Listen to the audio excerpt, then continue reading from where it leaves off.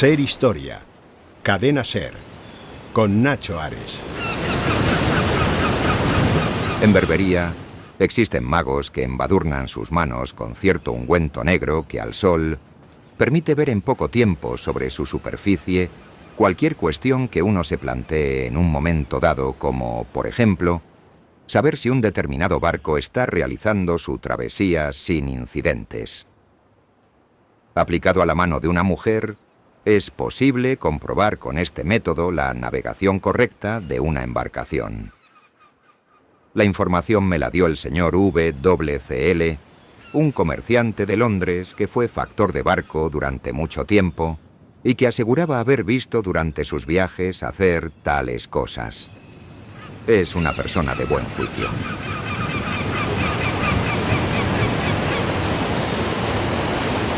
Escuchamos un fragmento de esa miscelánea, una obra increíble del siglo XVII, escrita por John Aubrey, un personaje singular que ha pasado a la historia por ser un recopilador de cosas curiosas, hechos insólitos, apariciones, magia, cosas que no deberían estar ahí delante de nuestros ojos y que ya llamaron la atención de este personaje curioso, como digo, de la Inglaterra del siglo XVII.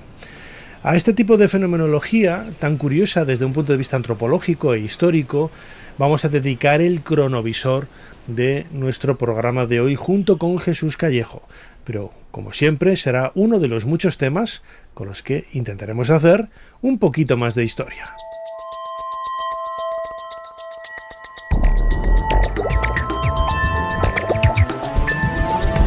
Bienvenidos a Ser Historia. Vamos a hacer un viaje en el cronovisor que nos va a llevar al relato de lo insólito, algo que hoy nos hace pensar en cosas que nacen quizás en el siglo XIX, en el romanticismo, esas ideas de fantasmas, del cine, de la fantasía. Pues no, tienen su origen muchos siglos antes y vamos a viajar, nos vamos a mover sobre todo por esos siglos XVI, XVII, XVIII, en donde hay numerosos relatos como el que acabamos de escuchar de John Aubrey, que será uno de los muchos protagonistas que van a pasar por el cronovisor de Jesús Callejo. Luego vamos a la consulta del médico para hablar de historia de la medicina, en esta ocasión de las partes bajas. No os lo perdéis, no os lo podéis perder. En nuestra sección de historia de la ciencia vamos a hablar del naturalista Félix de Azara y acabaremos hablando de palabras, esas nuevas invenciones, esas creaciones que surgen cada generación y que dan un sentido especial al lenguaje y que, bueno, pues le dan una singularidad y un significado también que tienen su historia, como vamos a descubrir aquí. Como siempre, soy Nacho Ares y les doy de nuevo la bienvenida a Ser Historia. Comenzamos.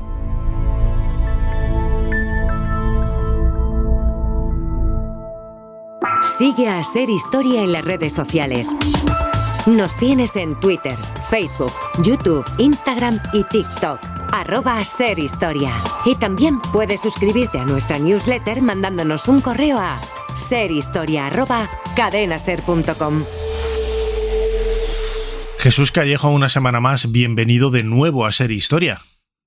¿Qué tal, Nacho? Pues aquí estamos, prestos y dispuestos a sorprendernos con las novedades, los asuntos y los cronistas de lo insólito que hubo en el siglo XVII, que hubo unos cuantos.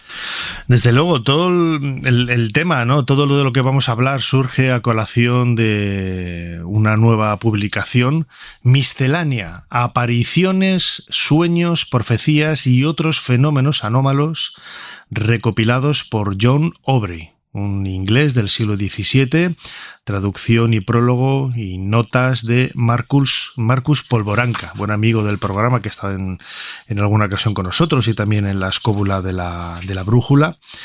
Y que en esta editorial, La Sierra del Dragón, bueno, pues nos abre, ¿no?, una visión insólita de cómo se percibía todo lo insólito, lo extraño, lo raro en el siglo XVII, que es bastante llamativo. Luego vamos a escuchar algunas lecturas de los textos. Es muy llamativo, Jesús, ¿verdad? Sí, ahí se puede decir que estamos hablando de los protoperiodistas, esos periodistas tanto amarillistas como bueno, de sucesos insólitos, pero también, es verdad, de sucesos cotidianos de la corte, de lo que ocurría más o menos en sus lugares. Pues bueno, se contaban muchas veces de forma epistolar, otras veces a través de las relaciones, que era sobre temas variopintos, ¿no? Ya digo, no solo lo que ocurría en la corte, sino en los territorios de ultramar, pues en los pueblos más perdidos, posiblemente de Cuenca o de Guadalajara, también hacía su crónica. Me estoy refiriendo aquí en España, ¿no?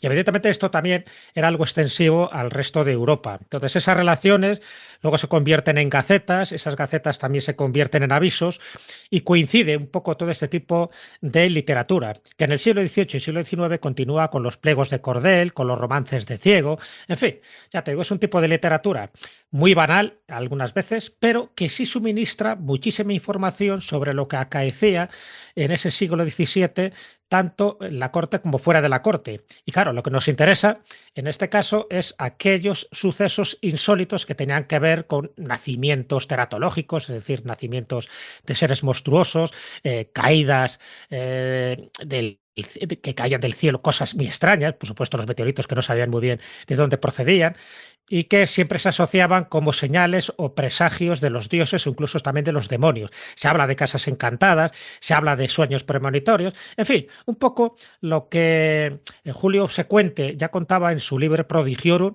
hace 2000 años. Bueno, pues en el siglo XVII estos cronistas de lo insólito proliferan. Aquí en España tenemos unos cuantos ejemplos, ahora lo contaremos, y John Aubrey pues es un ejemplo muy representativo de esa miscelánea donde añadía un poco de todo, pues eso, los soplidos del otro mundo, apariciones, presagios, prodigios, lugares malditos, lugares bendecidos.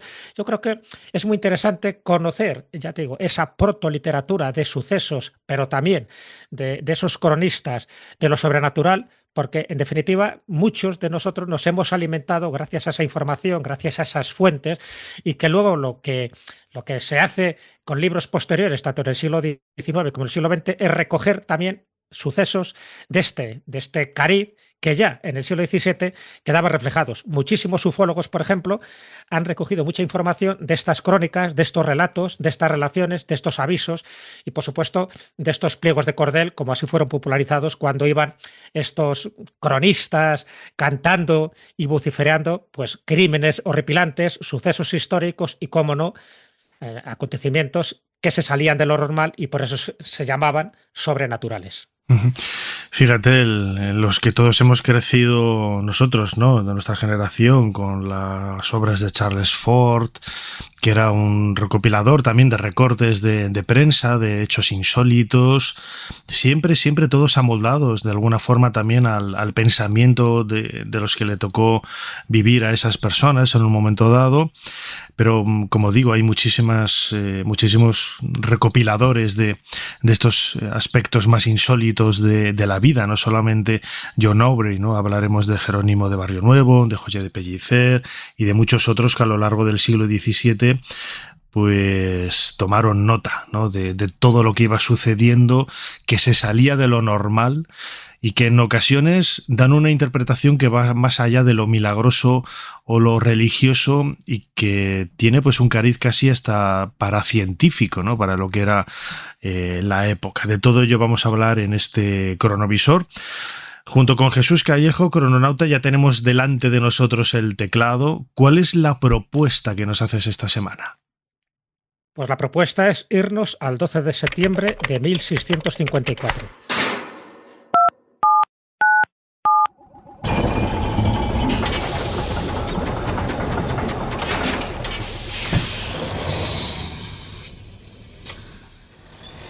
Adelante, pasen. Jesús Callejo les está esperando junto al cronovisor.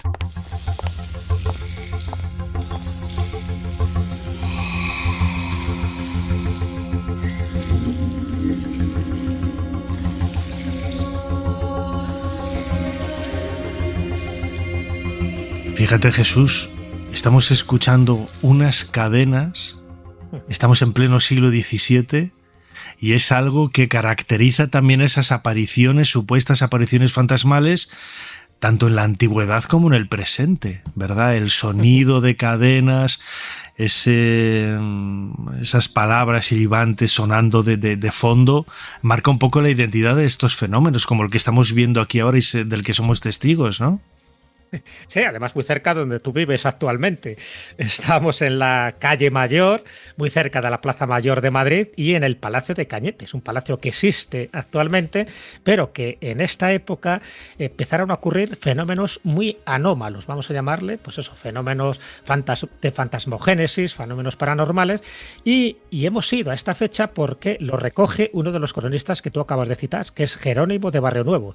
Él escribe una obra que para mí me parece imperdible, ¿no?, en cuanto a cantidad de información que nos suministra, que son los avisos del Madrid y los Austrias. Bueno, pues en esta fecha, él, dentro de esos avisos, porque siempre especifica la fecha, ¿no?, la fecha en la que él toma constancia de ese suceso anómalo, y lo que cuenta es algo curioso porque evidentemente es de lo que estamos viviendo en este Palacio de Cañete. En el Palacio de Cañete, evidentemente, te cuento un poco por encima y luego te voy al aviso concreto, tal como lo cuenta Jerónimo de Barrionuevo. Un mes antes, en agosto, había ocurrido un asesinato, imagínate, ni más ni menos, que asesinan al marqués de Cañete. En plena noche hay varios sospechosos, se piensa que puede ser un criado, y al final al que condena es al clérigo Antonio de Amada. Antonio de Amada, él proclama su inocencia, él dice que no ha sido, pero hay un juicio sumarísimo de tal manera que al final acaba siendo agarrotado y le cercenan la mano con la que supuestamente cometió el delito, que fue darle una puñalada trapera al marqués de Cañete, y esta mano la colocan en la puerta del palacio como escarmiento para que nadie cometa crímenes parecidos. Era una práctica habitual que se hacía en el siglo XVII. Bueno, pues aquí viene lo curioso. A partir de ese momento empiezan a ocurrir fenómenos extraños, como luces que se apagan, se encienden, luces, estamos hablando de los hachones de aquella época, ruidos, olores nauseabundos, etcétera, etcétera. Y siempre se ha pensado, dice, bueno, pues aquí el marqués de Cañete está claro que no está durmiendo tranquilamente el sueño de los justos, porque sabe que han condenado a alguien que no era el culpable, que no era el asesino. Y efectivamente, justo un mes después, uno de los criados, in articulo mortis, declara que él fue el culpable.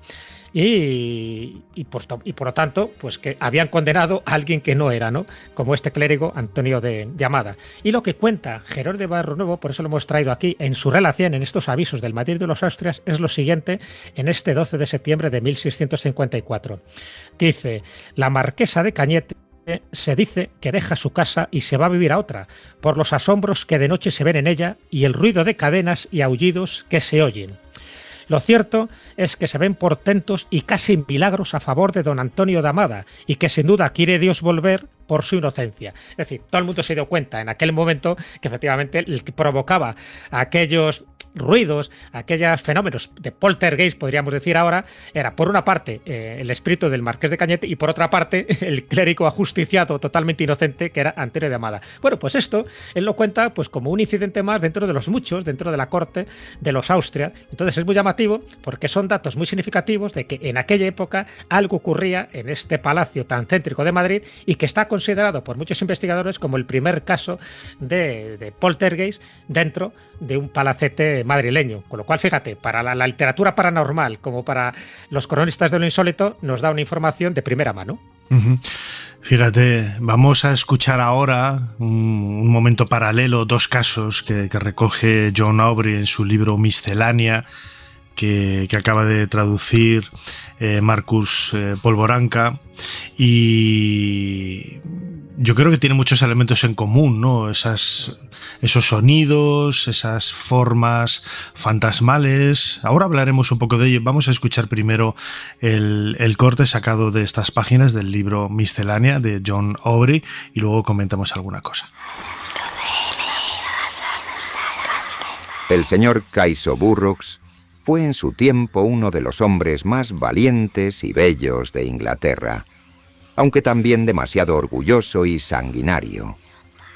Había por aquella época una bella joven italiana de visita a Londres que se enamoró tan profundamente de él que le permitió disfrutar de su compañía como nunca antes se lo había permitido a ningún otro hombre. Ella, a cambio, pidió que nunca le contara a nadie nada acerca de su relación. La dama murió y él no tardó mucho en ponerse a contar los detalles de aquel romance a sus amigos en una taberna de la ciudad. Mientras el señor Burroughs orinaba en el exterior del edificio, el fantasma de la dama se le apareció. Aquello le perturbaría mucho de ahí en adelante. La dama se le siguió apareciendo en numerosas ocasiones, a veces incluso cuando él se hallaba en compañía de otras personas, bebiendo alcohol, pero solo él era capaz de percibir su presencia. Antes de cada fenómeno, sentía una especie de escalofrío recorrer su cuerpo. La última de las apariciones de la dama fue la mañana antes de que él se batiera en duelo y falleciera víctima del contrincante. La historia me llegó de un íntimo amigo mío que era conocido de aquel caballero. En el año 1647, el primogénito de Lord Mohun, un caballero galante, valiente y habilidoso en el arte de la esgrima y la equitación, mantuvo una pelea con el príncipe de Griffin.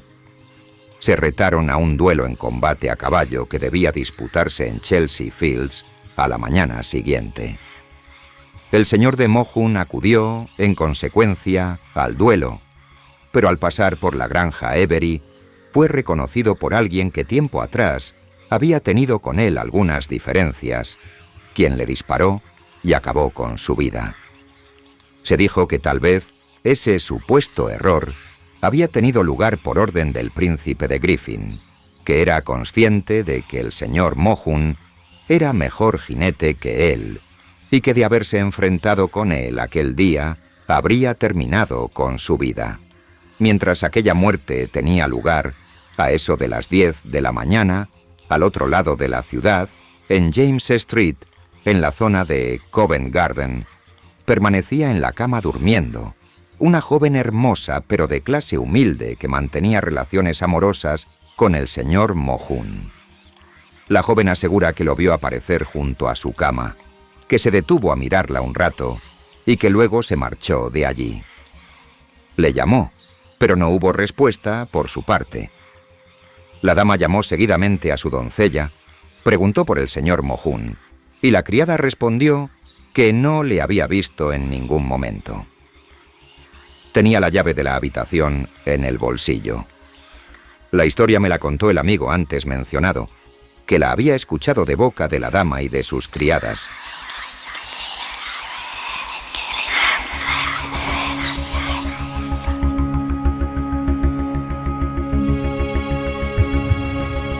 Jesús Callejo, crononauta, escuchando fuera de contexto lo que acabamos de oír, si no decimos que es del siglo XVII, podría encajar perfectamente en la actualidad. Mucha gente cuando piensa, lo hemos comentado en otras ocasiones, ¿no? Cuando se habla de fantasmas se cree que es algo muy moderno en el tiempo, que algo quizás, que nace en el romanticismo, en el mundo gótico del siglo XIX, pero ya en la antigua Roma, en el antiguo Egipto también hay algunas referencias. Este tipo de apariciones de supuestos muertos, la verdad es que ha caracterizado a la historia del ser humano. Sí, está claro. Es el que diga que esto es algo moderno es porque no ha leído las tablillas sumerias, porque no ha leído las obras egipcias, porque no ha leído a Plinio el Joven, porque no ha leído a Plutarco. Está lleno siempre de acontecimientos que se salían de lo normal, pero evidentemente estaban siempre considerados como señales divinas. Imagínate si caía un pedrusco del cielo, pues estaba claro, ¿no? Esos meteoritos luego se convertían en betilos porque hacían esculturas, por ejemplo, de sus dioses más importantes, como una clásica señal de beatificación, ¿no? De que estaban siendo elegidos por sus propios dioses. Todo esto, claro, se va reflejando en distintas obras, ¿no? Hay crónicas medievales donde se ven, por ejemplo, batallas en el cielo, ¿no? Y hay algunos cronistas que lo recogen, batallas en el cielo que son luces, una especie de espadas, como de carros, como ruidos estrepitosos, o fenómenos atmosféricos astronómicos no muy bien entendidos, que evidentemente luego con el tiempo tenían explicación y había una justificación a eso, pero en aquella época se consideraban que eran o bien prodigios o bien milagros, ¿no? Bueno, pues en el caso de Jorobri, que por cierto era un anticuario, él escribe dos obras muy importantes. Una es Vida breve, o sea, Vidas breves, porque él hace de biógrafo de distintos personajes famosos como Shakespeare, como John Milton, como Erasmo de Rotterdam, como Edmund Halley, y hace luego estas misceláneas, ¿no? Que las publica ya al final, ¿no? Del siglo XVII, en 1695, y donde habla de todo este tipo de prodigios, de presagios y, cómo no, de casas encantadas, de lugares malditos. Además, fíjate ese aspecto de reportero, ¿no? De cuando acaba, son en realidad parrafitos cortos. Yo he cogido uno un poco más extenso, dos un poco más extensos, pero casi son titulares que describen mínimamente lo que se ha visto, y luego dice, esto me lo ha contado fulanito, que es tal y cual. O sea, un poco de rollo reportero Tintín, llevando a cabo ese trabajo de campo, ¿no? Pero es lógico, Nacho. Fíjate que en las crónicas también de Indias, casi siempre en el título aparecía relación verdadera, sucesos auténticos, porque intentaban dar veracidad a aquello que habían visto o a aquello que les habían contado. Claro, ten en cuenta que lo que cuenta John Aubrey, igual que cuenta José Pellicer o Jerónimo de Barrio Nuevo, a veces son cosas, bueno, que es muy difícil de creer, ¿no? Hay que tener muchas tragaderas.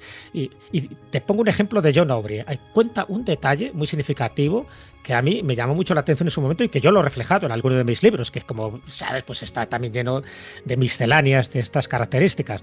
Una de las cosas que cuenta John Aubrey en sus misceláneas es que habla de Lord Duffus, que iba caminando por el campo cerca de su casa, cuando de repente fue transportado, encontrándose al día siguiente en París. Está hablando de un personaje de Londres, ¿vale?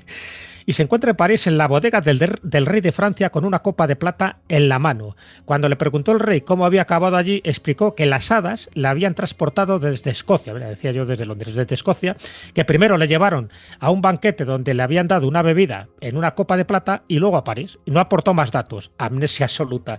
Este tipo de cosas te llama la atención porque no deja de ser una teletransportación. Está en Escocia y aparece ipso facto, ni más ni menos que en la corte del rey de Francia. Bueno, pues lo cuenta tal cual. Evidentemente él no lo presenció, él lo relata como tal.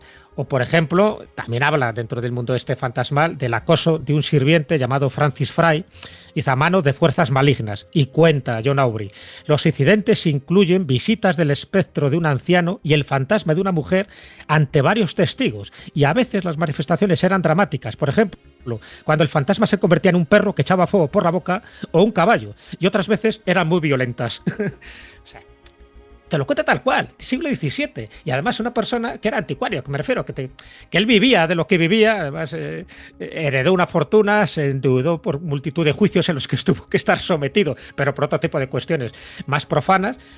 Y esto es para mí lo que me llama la atención. Mucha gente desconoce de estos investigadores que hay ahora jovencillos, ¿no?, que están buscando casos insólitos. Yo les indico y les invito que vayan a este tipo de obras. Estamos hablando del siglo XVII, pero evidentemente las encontramos en todos los siglos. Pero aquí tenemos a John Aubrey, tenemos a Jerónimo de Barrio Nuevo, tenemos a José Pellicer, tenemos a John Evelyn, que a lo mejor tú no le conoces, Nacho. John Evelyn también, cuéntame. De la misma época. Este hombre vivió 86 años y escribió un diario asombroso. Anotaba todo, ¿no? Incluso cuando iba al servicio. Bueno, pues una de las cosas que anota John Evelyn es: he visto una nube luminosa en el aire, semejante a una espada con la punta hacia el norte, muy brillante, durante 2 horas suspendida, de 11 a 1 de la tarde.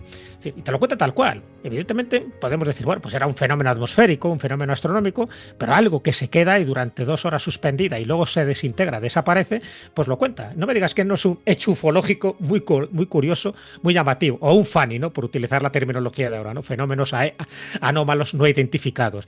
Bueno, pues ahí lo tienes. John Evelyn, otro autor que pasa desapercibido, que yo me enteré de él porque, bueno, tengo su diario y leyendo cosas sueltas, pues me encontré con este párrafo. Hay muchos más, ¿no? Pero es que Casanova, por ejemplo, el gran Casanova, en sus diarios también cuenta fenómenos aéreos, fenómenos anómalos, cómo convocaba todo tipo de nigromantes para crear una sensación de fantasmogénesis, porque, bueno, por entonces se pensaba que la presencia sobrenatural, tanto divina como infernal, era algo habitual y por lo tanto tenías que estar prevenido para cualquiera de estas manifestaciones, y se lo creían a pies juntillas, a rajatabla, y tanto se lo creían que lo dejaban registrado en este tipo de crónicas, de diarios o de avisos.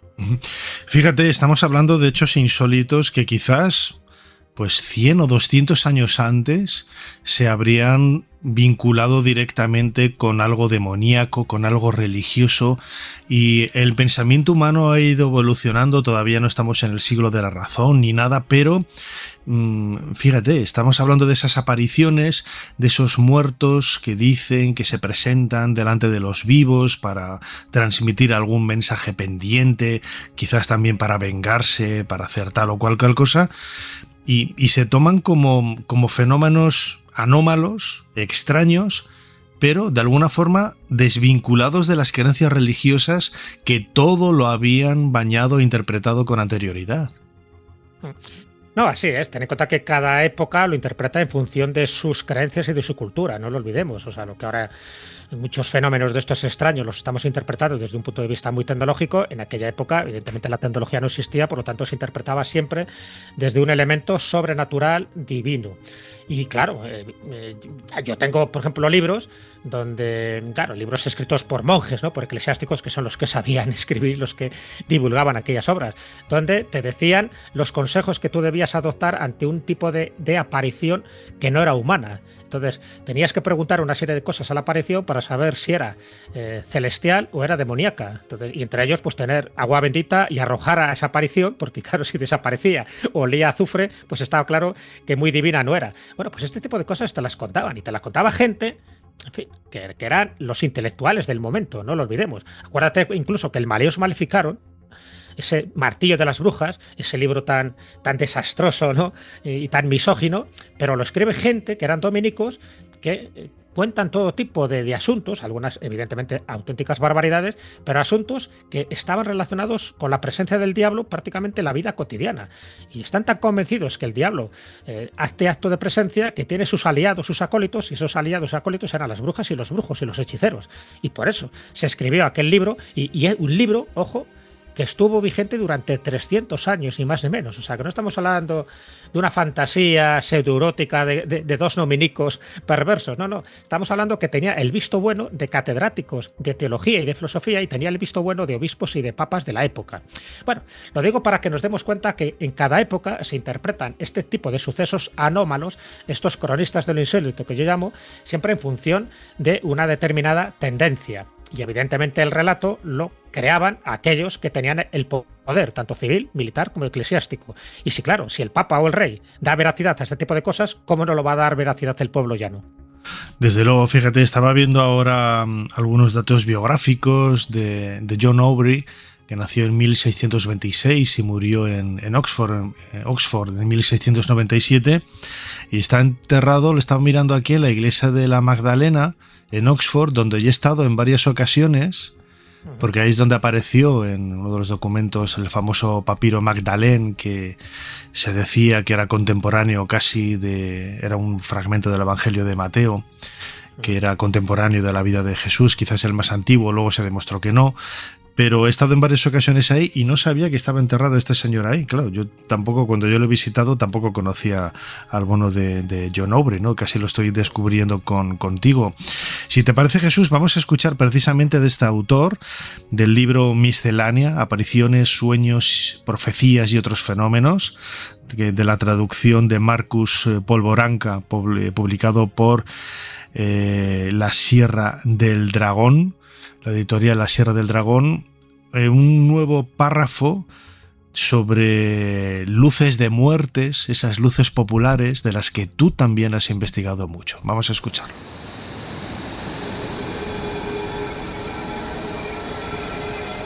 Muy señor mío.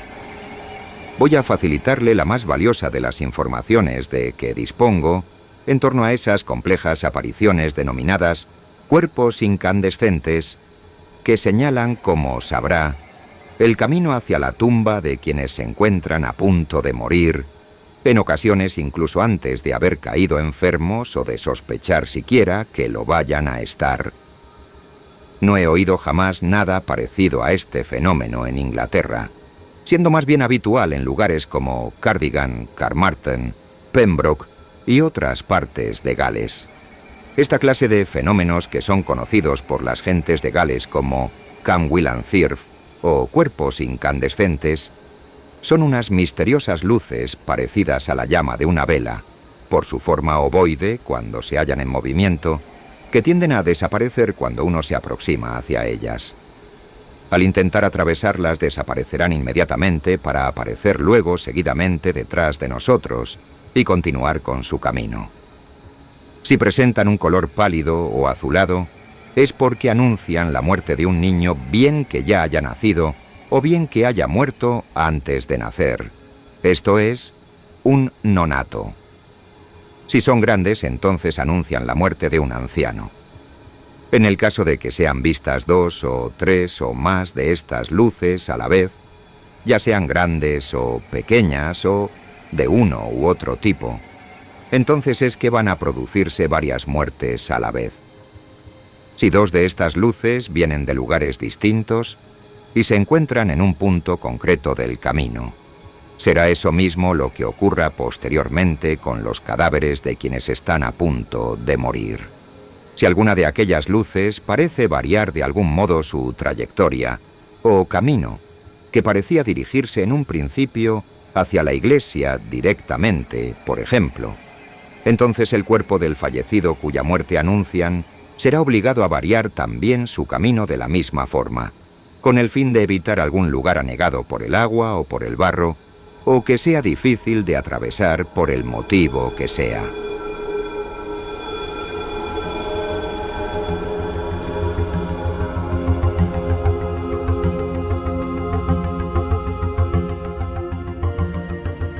Jesús, estas luces de muertes, luces de muertos, luces populares, yo creo que son comunes a todas las culturas europeas de toda la historia, de todo el mundo, iba a decir de europeas de toda Europa, qué tontería.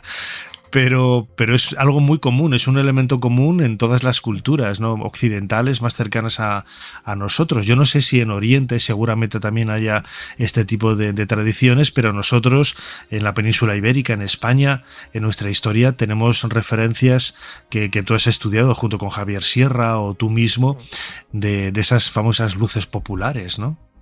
Sí, sí, así es. De hecho, en La España extraña, ese libro que escribí hace tiempo ya con Javier Sierra, un capítulo está dedicado a las luces populares y evidentemente es un fenómeno totalmente universal.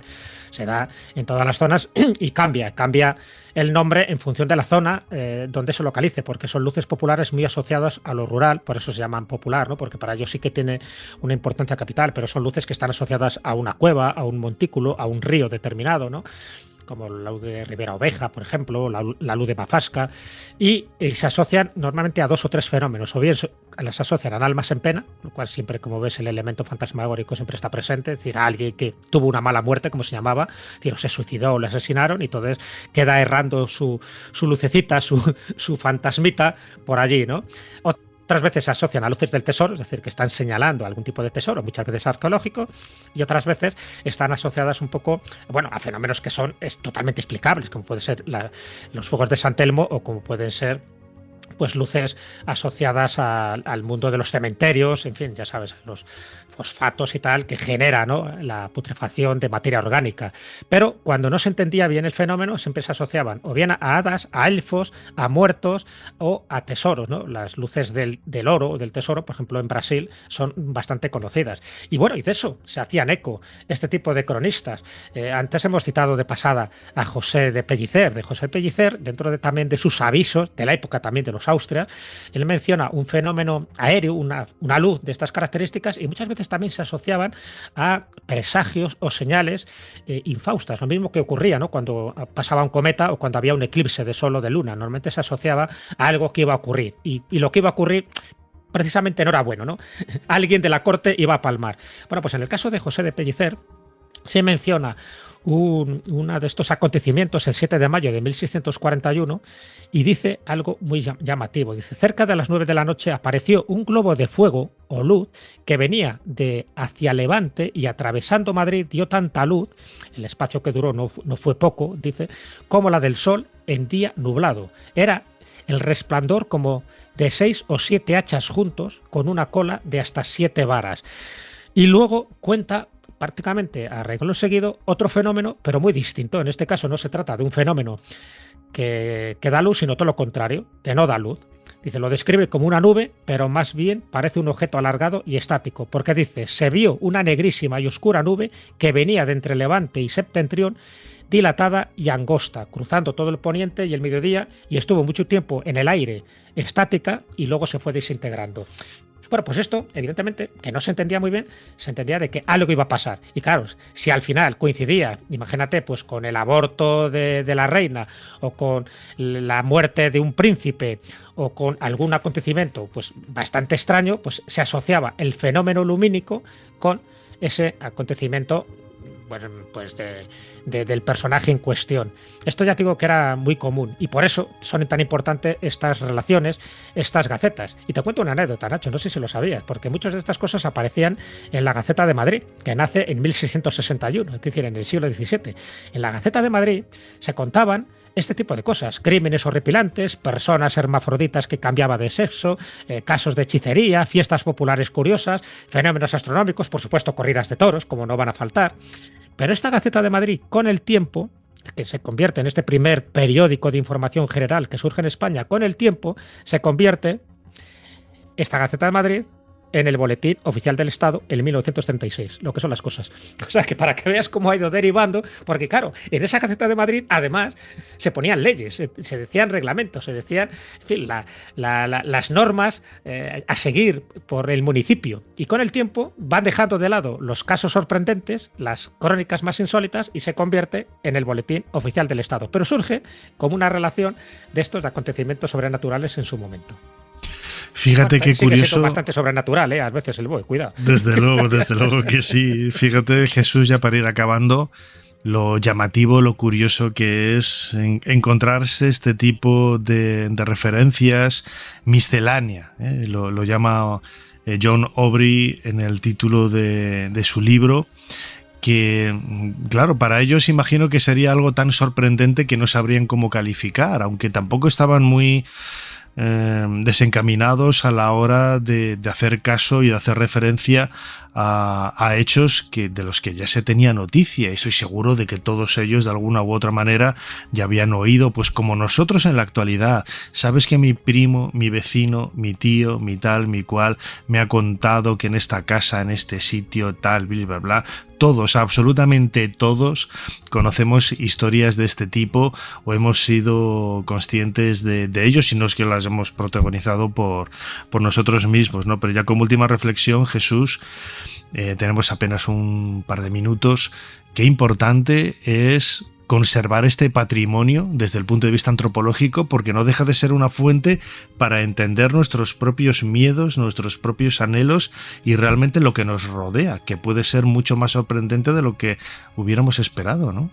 Pero es que es mucho más, es que es el salseo y el cotilleo de aquella época. ¿Cómo no nos va a gustar saber lo que es contaba en la intrahistoria, en esa historia con letra pequeña, que es lo que decían estos cronistas? Y solo te pongo dos ejemplos muy rápidos para que veas cómo tiene muchísima sustancia y son muy jugosas.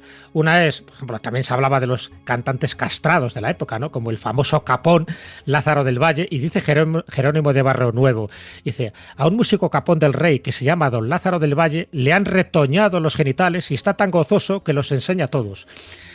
Y por otra parte, ¿te acuerdas que hemos hablado alguna vez de las leyendas urbanas de cocodrilos y de bestias extrañas alojadas en alcantarillas y sumideros? Bueno, pues ya Jerónimo de Barrio Nuevo ya te hablaba de que en el monasterio de San Quirce, implantado un pozo que había allí desde hacía no sé cuánto, lo limpian y aparece un caimán con sus conchas y garras tan grande como un lebrel que mataron luego y colgaron en la iglesia. Este tipo de cosas a mí me parece que son de lo más sustanciosas, de lo más divertidas, pero sobre todo de lo más enriquecedoras, porque nos da una visión de los otros acontecimientos que yo creo que son muy dignos de destacar, porque te lo cuentan todo. Y cuando te lo cuentan todo, pues mira tú por dónde, cómo se podría hacer ese tipo de tertulias en aquella época, donde los mentideros se hablaba de esto y de muchísimo más. Y te he dejado de lado todas las cosas relativas al teatro, a los espectáculos, a las actrices, a los actores, porque luego daban como un espectáculo aparte dentro de sus cotilleos, dentro de sus infidelidades, dentro de los amantes que ellos tenían. Pues te lo cuentan todo. O sea, que no me digas que estos cronistas que hemos mencionado no dan juego, no solo para un cronovisor, sino para una serie televisiva. Son muchos los temas que tratan este tipo de misceláneas, como la que vemos en el libro de John Aubrey, un autor del siglo XVII y que ha sido traducido recientemente al castellano, que ha servido de pie, ¿no?, para poder hacer este cronovisor de esos relatores de lo insólito en este barroco, en el siglo XVII. Jesús Callejo, crononauta, como siempre, muchísimas gracias por habernos ayudado a hacer un poquito más de historia.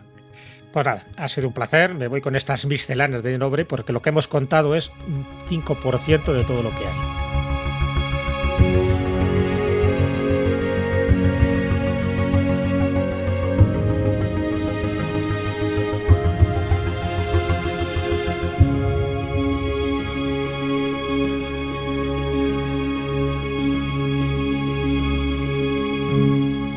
Año 73 a.C.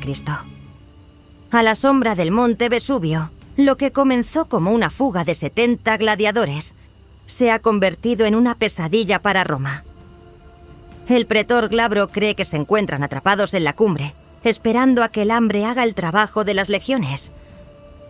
Pero el hambre solo agudiza el ingenio de los que no tienen nada que perder. Ser Historia con Nacho Ares. Todo lo que quisiste saber de la historia, la madrugada del sábado al domingo, en la cadena SER. Continuamos en Ser Historia, en nuestro particular libro de historia, pasamos de página y vamos a abordar en los próximos minutos un tema psicalíptico, divertido, natural, habría que decirlo también. Hace relativamente poco apareció una nueva publicación de nuestro invitado, el doctor Roberto Pelta, Roberto Pelta, titulado Historia de las partes bajas. El título lo dice todo. Yo creo que no hace falta explicar absolutamente nada, ¿no? Es un libro contado con muchísima naturalidad, con mucho ingenio, con mucha gracia, y hay un poco de absolutamente todo, ¿no? Y ese aspecto científico y médico que subyace por él. Roberto Pelta, bienvenido a Ser Historia. Bienvenido. Y por cierto, nombrabas a Reverte, que sí, tuve la ocasión de conocer, gran antropólogo y con el que un día di una conferencia de venenos. Qué bueno.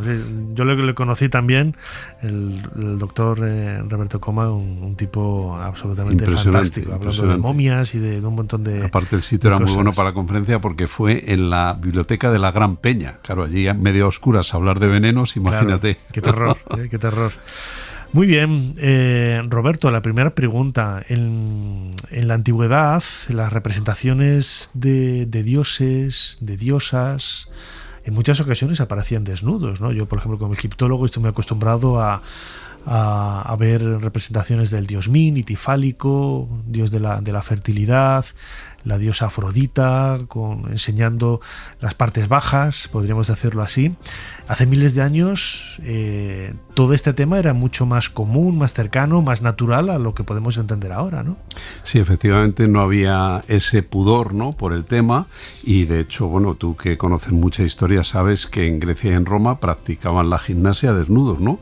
Y además hay un detalle que yo cuento en el libro que tiene mucha gracia, ¿no?, que estaba bien visto que los hombres tuvieran prepucio, y entonces los que tenían un prepucio más corto se ponían un dispositivo que solía ser de cuero, atado luego a la cintura para alargar el prepucio y que el glande no estuviera al descubierto. El glande al descubierto, tanto en Grecia como en Roma, se consideraba impúdico.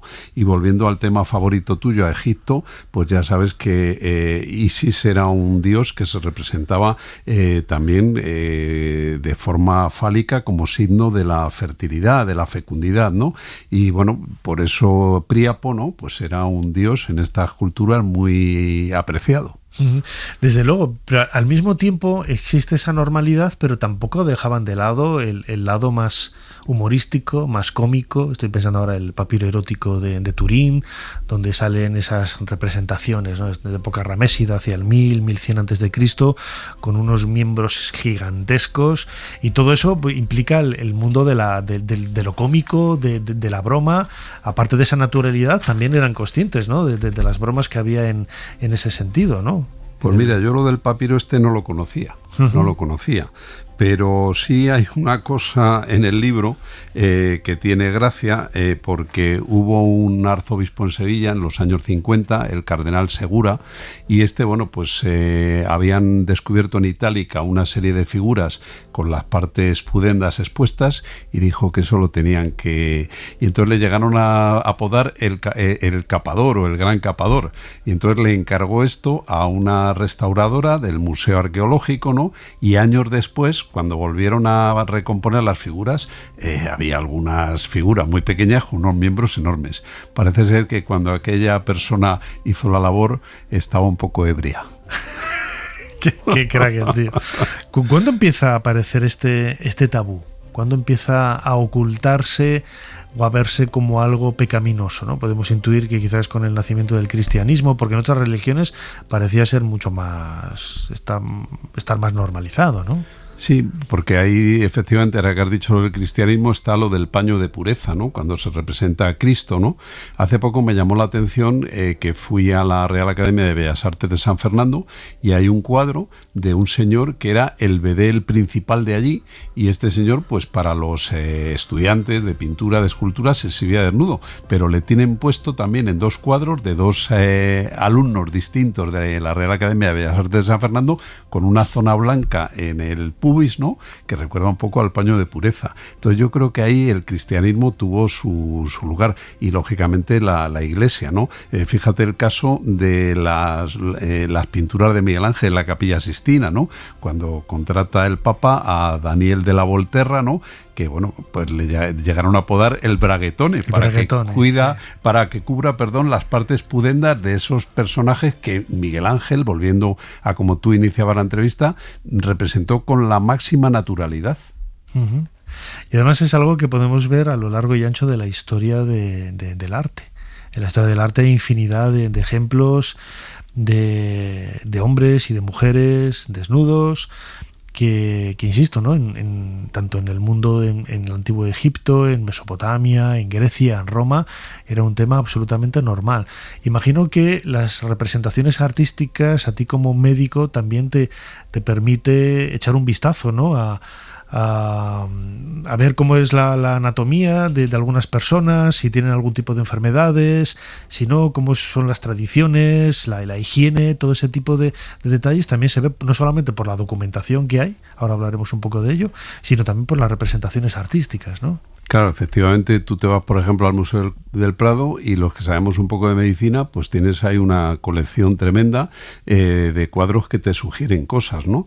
Y al hilo de esto de los desnudos, ¿no? Pues efectivamente hubo artistas como Leonardo que eran grandes anatómicos, o sea, que representaban, o como Rubens, la anatomía de una manera muy fiel, ¿no? Porque en el caso de Leonardo llegó a hacer disecciones de cadáveres, ¿no? Entonces eso realmente esos cuadros son una lección verdadera de anatomía. Fíjate el caso de la lección de anatomía de Rembrandt, otro ejemplo, ¿no? Magníficamente plasmado de cómo es una disección de un cadáver. Uh-huh. De todo se aprende del mundo del arte. Imagino también, esa es una pregunta, tú como médico, no es extraño además, ¿no? Que haya un médico que se interese por aquí en Ser Historia, en estas 17 temporadas, han desfilado por aquí infinidad de médicos que tienen una afición a la historia, al arte, absolutamente a este tipo de temas tan apasionantes. Imagino que en un mundo en donde la religiosidad, también ese tabú religioso sobre las partes bajas, los médicos cómo afrontaban el hecho de tratar a los reyes, a las reinas, sobre temas tan delicados. Pues es muy buena pregunta, porque por ejemplo hubo reinas, ¿no? Que murieron de cáncer de mama o de útero porque ellas no querían que las viera nadie sus partes más íntimas, ¿no? Luego también estaba la cuestión de la higiene, por ejemplo la práctica de la circuncisión, que tanto en el Islam como en el caso de los judíos, ¿no? Pues es una verdadera ceremonia, pero también tenía cierto sentido por la higiene, ¿no? Sabes que los pueblos árabes, muchos estaban por el desierto y ahí la posibilidad de higiene era menor, ¿no? Y luego también hubo un poco de tabú en eso, ¿no? Porque se creía que, por ejemplo, si hacías la circuncisión ibas a cohibir el onanismo, por ejemplo, de un adolescente, ¿no? Es muy curioso esa vinculación entre la medicina, ¿no? Y ese tipo de prácticas. O, por ejemplo, cómo a veces estas prácticas también se han llevado a otro extremo dotado de crueldad. Se castigaba, por ejemplo, con la mutilación genital a ciertos prisioneros cuando eran cogidos por el enemigo, ¿no? Entonces es una vinculación muy curiosa, ¿no? O, por ejemplo, lo que decíamos antes en Grecia, en Roma, había a veces gente que se reconstruía el prepucio porque el tener el glande expuesto pues no se veía bien, ¿no? Entonces es muy curioso. De hecho, el prepucio pues tiene un significado, ¿no? Porque facilita las relaciones sexuales, facilita la lubricación. Entonces, bueno, la circuncisión ahí, de hecho hay una enfermedad que yo trato en el libro, que es la enfermedad de Peyronie, que es como una induración que se produce en el pene y se cree que es más frecuente en hombres circuncidados porque digamos que el prepucio amortigua durante el acto sexual esas fricciones que al final acaban produciendo lo que llamamos los médicos una fibrosis, una cicatrización. Entonces el pene se incurva, ¿no? Y es muy doloroso y de hecho hay que operarlo, claro. Uh-huh. Se descubren aquí un montón de cosas, hablando de medicina y de las partes bajas, claro que sí. Hay otro, lo acabas de comentar, me ha venido a la cabeza la imagen de todos esos penes genitales en el templo de Medinet Habu, por ejemplo, de todos los enemigos que había derrotado Ramsés III, había manos, había este tipo de representaciones. En unas ocasiones era como castigo y en otras, ya una etapa más cercana a nosotros en el tiempo, me estoy refiriendo a los castrati, era algo que se buscaba precisamente para esa castración, para hacer que los chavales, los chicos mantuvieran la voz, ¿no? Durante esa voz más enflautada, ¿no? Más afeminada, más infantil durante toda su vida. Imagino que todo ello, la castración llevaría muchísimos problemas de cirugía, de higiene, de todo. No sé, es que a mí hay cosas que no me entran en la cabeza, ¿no? Volviendo a la historia de la medicina, claro, hubo un tiempo en que además de los médicos estaban los cirujanos barberos. O sea, que estaban, bueno, hoy en día un cirujano es un médico cualificado que se dedica a una parte manual de la medicina, pero entonces estaban vistos como unos médicos de segundo orden, no eran ni médicos tan siquiera, ¿no? Y, por ejemplo, había peluquerías en Venecia, ¿no?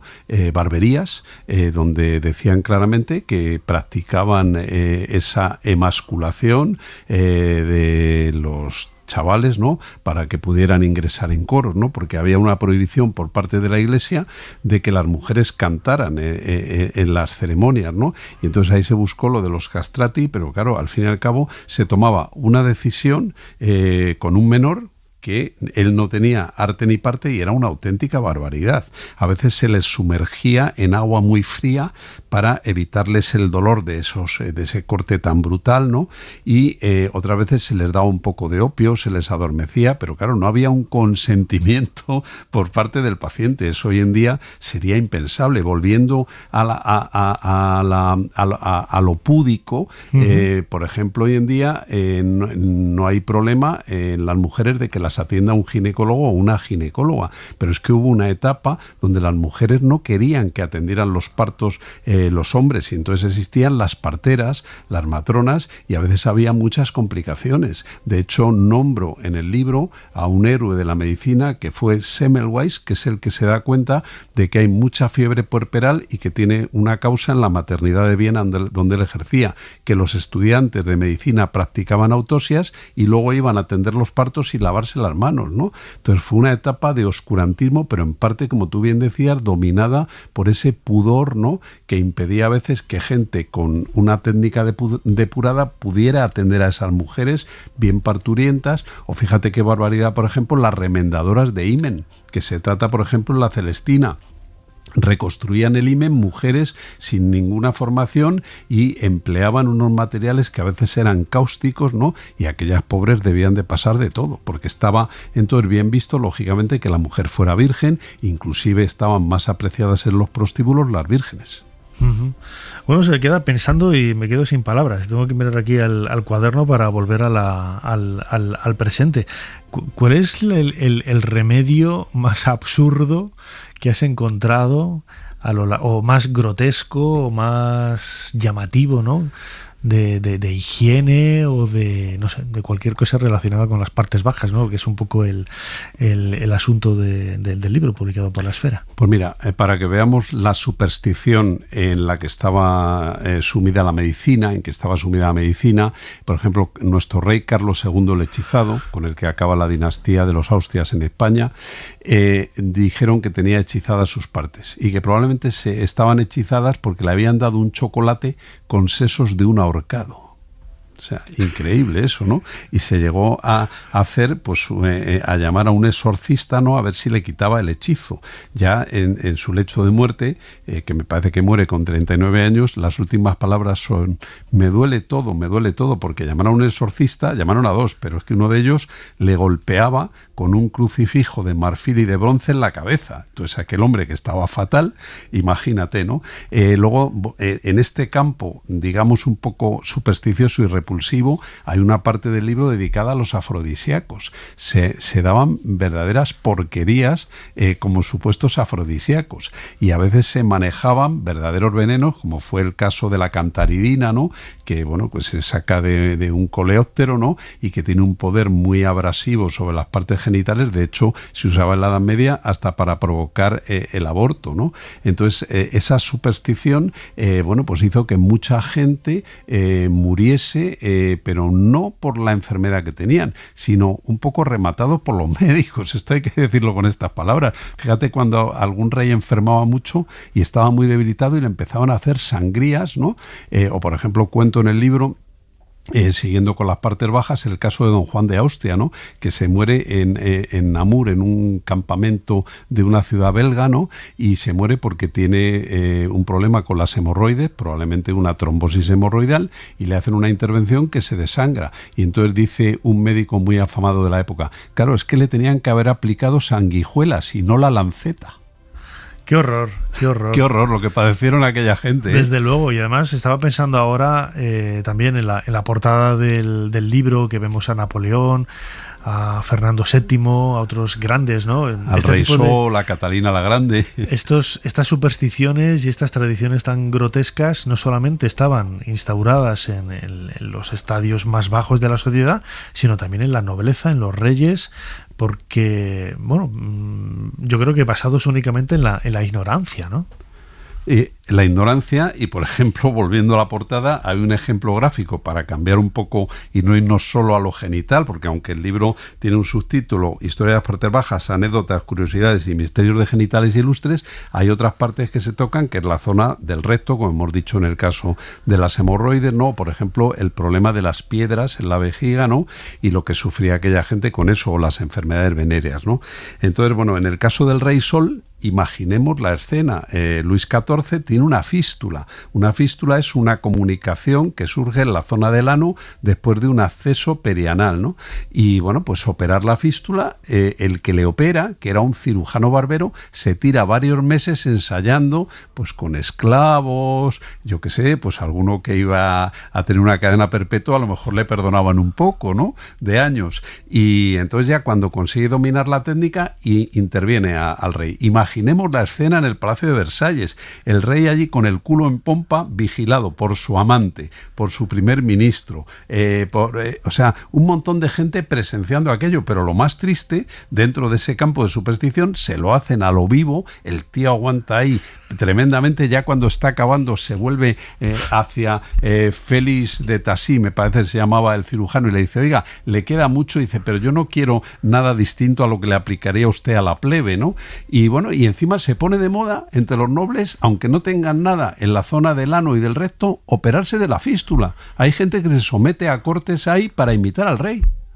Hay gente pato y gente tonta, sí, ¿no? Bueno, aquí los antiguos egipcios eran muy listos, ¿no? Ellos tenían su médico, su sacerdote, precisamente solo para el ano del faraón, uno de los cargos que aparece ahí en la titulatura, ¿no? estando con un experto en egiptología, me gusta mucho que saques este tema, porque fíjate que existía un médico que era el guardián del ano del faraón y de su familia. Y de hecho, los egipcios, tú lo sabes, Nacho, ponen en boga, son los que inventan los enemas, porque se dan cuenta que el pájaro ibis, ¿no?, pues en las orillas del Nilo, pues mete el pico en el agua para higienizar sus partes, ¿no? Porque tiene una necesidad de higienizar esa parte. Y entonces ahí surge la idea de los enemas, o sea, porque además los enemas tenían una función purificadora, sobre todo de todo el organismo. O sea, no solo era como ahora que se utilizan para el estreñimiento, cuando tienes que hacerte una preparación, o en gente que tiene estreñimiento. No, tenía una función purificadora de todo el organismo, o sea, algo que repercutía en la salud global. Hay una película que la vimos muchos, y seguro que tú también, hace muchos años, la historia del doctor Kelos, el balneario de Battle Creek. Sí. Y este señor pues era un médico naturista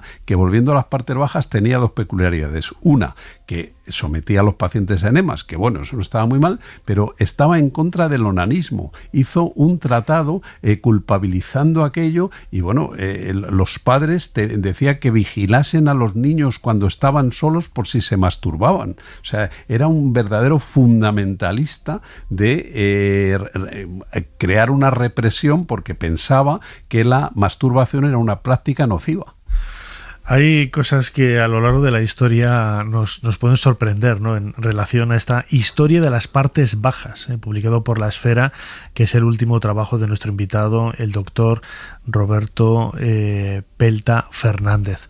Roberto, como siempre, muchísimas gracias una vez más por habernos ayudado a hacer un poquito más de historia. Muchas gracias, Nacho, ha sido un placer. Gracias.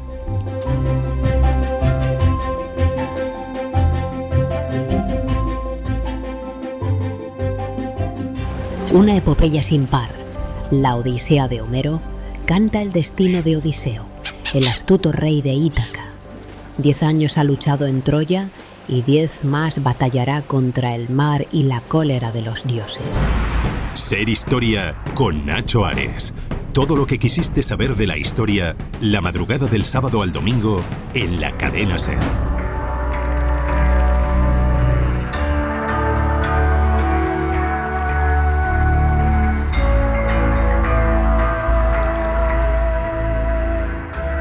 Continuamos en Ser Historia, pasamos de página y nos adentramos en el mundo de la ciencia, la historia de la ciencia, en esa sección de Historia de la Ciencia, precisamente 2.0, que hacemos cada pocas semanas con nuestro físico particular, nuestro compañero Pablo Arias. Pablo, bienvenido una semana más a Ser Historia.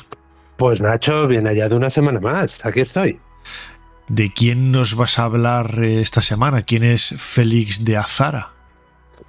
¡Ay, ya lo has desvelado! Pues mira, vamos a poner hoy nuestros ojos en la figura de un hombre excepcional, un prócer, como nos gusta decir a nosotros, un polímata. Polímata, claro que sí. Es preciosa esa palabra, sí, ¿eh? Sí, bueno, sí. fue un militar geógrafo, pero además se cultivó como explorador, botánico, naturista, escritor, ornitólogo, zoólogo, antropólogo, y todo esto es información específica, y se trata, como has desvelado, de Félix de Azara. Viajamos al siglo XVIII, que es un siglo también profuso y abundante, sobre todo en culos inquietos, ¿no? Más que a veces científicos, culos inquietos que sí, que querían aprender y moverse por todo tipo de especialidades y de ramas, ¿no?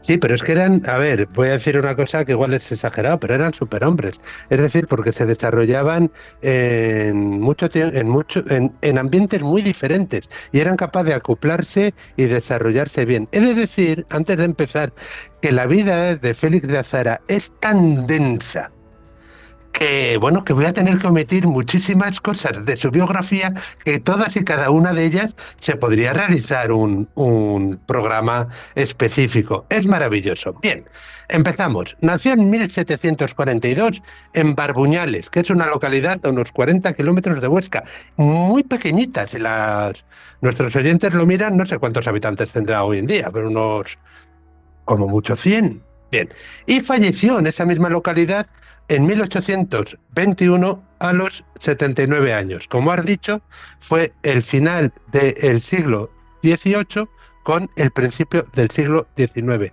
que en España fue, como casi siempre, muy convulso. Como hemos dicho, sí, bueno, vamos a ver, a hablar un poquitín de él.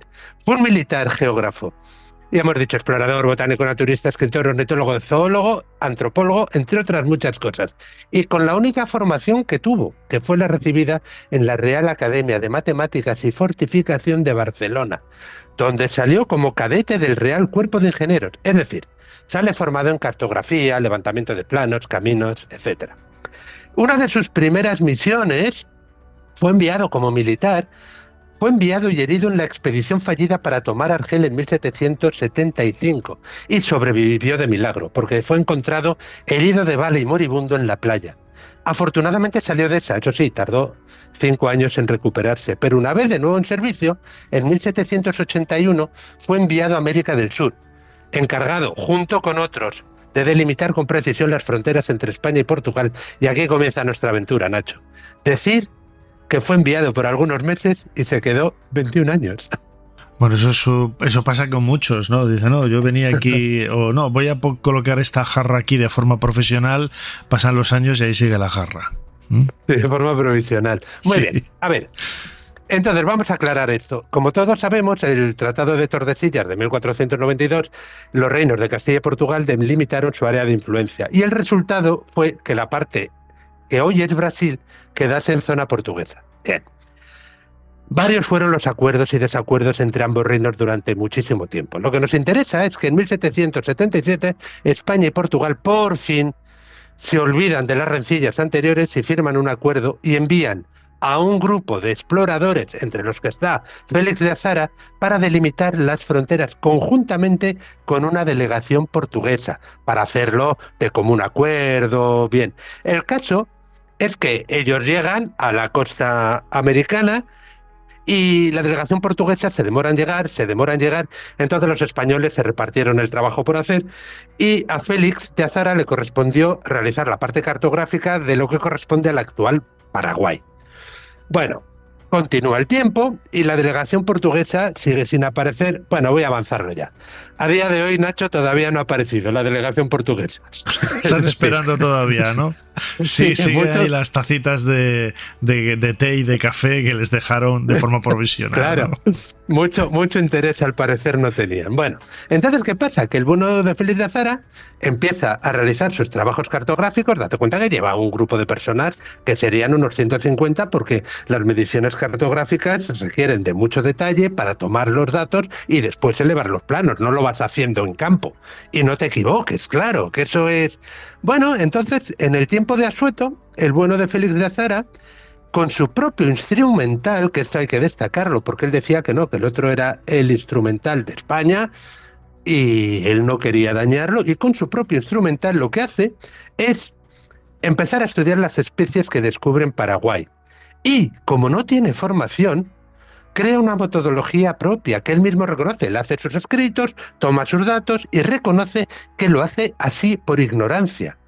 Pero ¿qué sucede, Nacho? Que como buen cartógrafo lo hace con gran detalle, mucho más que si fuera experto en la materia. Por ejemplo, en la descripción de especies que encuentra, como buen geógrafo, indica hasta los límites geográficos donde las encuentra. Si un ave las encuentra en un paralelo y en otro, él lo apunta. Es decir, que estudios después de botánica, pero también de zoología, que se encuentran diciendo, bueno, vamos a ver dónde queda localizada esta especie. Él ya lo había hecho y él lo describe que lo hace por ignorancia, porque no sabe cómo hacerlo. Hace descripciones geográficas de las especies y este trabajo tiene un inestimable valor. Pero no solamente lo hace con ornitología, él lo llamaba pájaros, sino que comienza con mamíferos, que él los llama cuadrúpedos. Y con grupos humanos. Empieza a clasificar etnias e individuos que se encuentra por la zona. En concreto, tiene ya clasificados centenares de especies en sus escritos correspondientes y envía dicha información a España para que vean cómo va el trabajo, aparte del cartográfico, que también lo envía. Y está trabajando cómo es esta nueva afición que tiene el bueno de Félix de Azara. Claro, vemos que dedica todo su interés a la naturaleza, pero también a la antropología, a los seres humanos. Sí, o sea, todo lo que tuviera pelo y 2 patas, como poco, o unas hojitas, ahí para adelante, ¿no?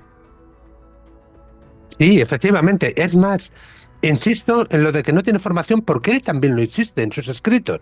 Él dice que, bueno, que no sabe cómo hacerlo y esto lo hace por ignorancia. Pero ¿qué pasa? Que conoce la obra de Buffon, que es un naturista francés muy famoso, es el número 1 de la época, y se va a Buenos Aires porque le traen la obra de Buffon, que la obra de Buffon es realmente un legado científico de la época. Se corresponde con, creo recordar que son 18 tomos del Histoire Naturelle, que es dedicados con una profusa certera, grabados y dibujos que tiene de las especies que ha encontrado. Y claro, en el momento que recibe esa obra, lo primero que hace el bueno de Félix de Azara es deprimirse, porque la perfección de la obra de Buffon no podía competir con la suya, ya que la suya, bueno, uno se está llena de dibujos perfectos y que realmente es un legado científico, y lo suyo eran apuntes de un aficionado con apenas dibujos, que sustituye los dibujos por una proliferación descriptiva, pero que luego se da cuenta de que la obra de Buffon, aunque prolija, conforme la va estudiando con el tiempo libre que tiene, se da cuenta de que hay muchos errores. Tiene errores, de que eso no es así. Claro. Claro, que no son las especies que él está viendo allí. Entonces, él empieza a escribir y, claro, le critica estos errores, pero fíjate que es tan buenazo que escribe que las críticas no son contra Buffon ni contra su persona, sino que son de los viajeros y naturistas de los que copió los errores que impugna, porque Buffon no viajó a América. Y las especies que describe son especies que le llevaban, pero poco a poco va descubriendo que no son iguales a las que ha visto Félix de Azara. Y aquí llegamos a lo importante, Nacho. Se da cuenta de que las variaciones de animales similares a los entornos donde habita se deben a mutaciones para optimizar su desarrollo. Se da cuenta que los dibujos de los libros de Buffon son especies muy parecidas, pero no iguales. Son muy parecidas. Es más, en uno de los viajes, estoy hablando de memoria, en uno de los viajes que va por allí se encuentran con la aldea de una tribu donde a la entrada tienen colgados de palos las cabezas de 2 fieras. Y él las describe como de tigres y leones en América. Claro, lo que eran jaguares y... lo diré. Pumas y pumas y jaguares. El puma se parece al león y el jaguar se parece al tigre. Pero su ignorancia, reconocida por él, dice, mira, tigres y leones. Entonces es aquí lo importante. Son animales muy parecidos, pero no son iguales. Y entonces llega esta idea, la única idea que dice que han mutado para optimizar su desarrollo, aunque no la formule con la solemnidad científica con la que merece, es simplemente la base de la teoría de la evolución de las especies que desarrolla posteriormente Darwin. Azara las denomina creaciones sucesivas y mutaciones internas. Y es verdad, Nacho, porque en el viaje del propio Darwin se lleva los libros. Bueno, vuelve a España, Azara, publica en Francia, publica en París, y le llega a los oídos a Darwin, y Darwin se los lleva en su viaje en el Beagle. Y en el viaje en el Beagle, según va estudiando, es el propio Darwin el que dice que Azara es una autoridad principal en la historia natural de Sudamérica. Utilizando sus descripciones minuciosas de especies para apoyar sus teorías sobre la variación y la adaptación. Entonces, con respecto a la selección natural y la adaptación del medio, Darwin cita las observaciones de Azara sobre el cómo, por ejemplo, el ganado introducido en pampas, como no tiene predador, pues cambia los hábitos y los cambia sobre el instinto. Y esos hábitos se transmiten genéticamente. Y eso lo formula bien Darwin. Pero de eso, aunque no lo haya formulado, el bueno de Félix de Azara ya se había dado cuenta. Y bueno, y las observaciones sobre las aves y mamíferos del Paraguay han sido fundamentales. Desde luego, Azara es quizás uno de los iconos, ¿no?, de la historia natural, y todo un personaje que se adelantó un poquito a Darwin, o quizás también le inspiró, ¿no?, su teoría de la evolución. Pablo, tenemos apenas un par de minutos para acabar la sección, quizás lo más importante que podemos decir de Azara, aparte de su trabajo de campo, publicaciones, es precisamente eso, ¿no? De ser un adelantado. Sí, pero vamos a hacer un elenco de lo que consiguió. A ver, es que es escalofriante, Nacho. Describió 448 especies de aves, de las que al menos 200 eran desconocidas. Describió una quincena de mamíferos y unas 30 aves llevan su nombre científico como homenaje, pero describe unos 20 grupos étnicos. Le dedicaron, fíjate qué bonito, le dedicaron el nombre de una cresta de la luna. Bonito. Hay una ciudad que se llama Azara en la provincia de Misiones, en Argentina, y bueno, fue retratado por Goya en 1805, que eso ya corresponde a un personaje de importancia. Pero esto me gusta a mí. En 1815 se le concede la medalla de la Orden de Isabel la Católica y la rechaza. Porque dice que viene de manos absolutistas, efectivamente.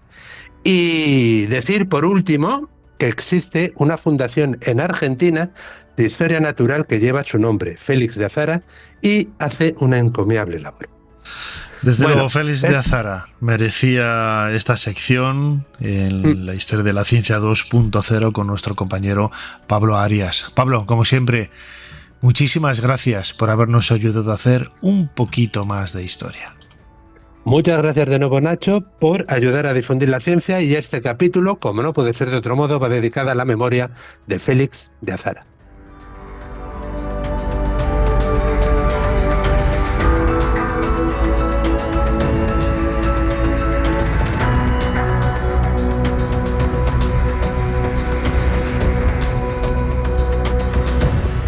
Año de 1492. Granada acaba de rendirse. En Santa Fe, en la Vega Granadina, los reyes católicos reciben a un navegante de origen misterioso con una idea audaz: llegar a las Indias navegando hacia el poniente. Ser Historia con Nacho Ares. Todo lo que quisiste saber de la historia, la madrugada del sábado al domingo en la cadena SER. En un lugar de La Mancha, de cuyo nombre no quiero acordarme, no ha mucho tiempo que vivía un hidalgo de los de lanza en astillero, adarga antigua, rocín flaco y galgo corredor. Tenía en su casa un ama que pasaba de los 40 y una sobrina que no llegaba a los 20. Y un mozo que lo mismo ensillaba el rocín que tomaba la podadera. Frisaba la edad de nuestro hidalgo con los 50 años y era gran madrugador y amigo de la caza.